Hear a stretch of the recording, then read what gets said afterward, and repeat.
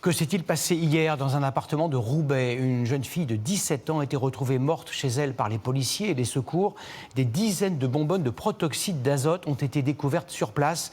Le résultat des analyses toxicologiques n'est pas encore connu, mais les accidents graves et même les décès provoqués par la consommation de protoxyde d'azote ne sont pas rares. Anne-Laure Bance, Marion Fiat et Charlie Zerman. Il est 15h15 hier, lorsque les secours interviennent dans cet appartement au 3e étage. Ils découvrent le corps sans vie d'une jeune femme de 17 ans. À ses côtés, plusieurs dizaines de cartouches de protoxyde d'azote. Ces dernières semaines, les voisins ont été témoins de faits à répétition dans cet immeuble. Le décès est-il lié à une surconsommation de protoxyde d'azote? C'est la question que tous les riverains se posent. C'est effroyable de savoir que des gosses de 17 ans peuvent mourir de ça. Le protoxyde d'azote, aussi surnommé gaz hilarant, est de plus en plus utilisé à des fins récréatives.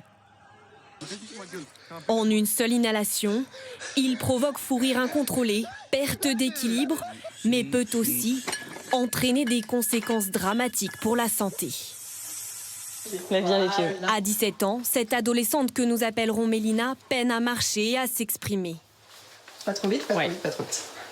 Il y a un mois, après une énième consommation, la jeune fille fait une intoxication sévère au protoxyde d'azote. Sa moelle épinière est touchée. Elle souffre d'importants troubles neurologiques. Elle était devenue addicte au protoxyde d'azote. Je faisais des ballons toute seule dans mon lit. En mode, il me fallait ma bonbonne pour m'endormir. Je consommais 2 cartons, ce qui faisait 12 bonbonnes. C'est tous les jours? Ouais, tous les jours. En 3 ans, les cas graves avec des atteintes neurologiques se sont multipliés, passant de 84 à 314 cas. Les professionnels s'en inquiètent et tentent d'alerter.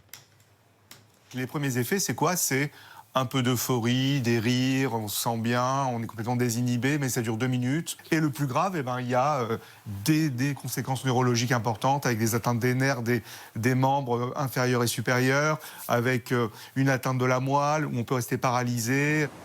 Le protoxyde d'azote est devenu un enjeu de santé publique. Une proposition de loi visant à interdire sa vente aux particuliers doit être débattue.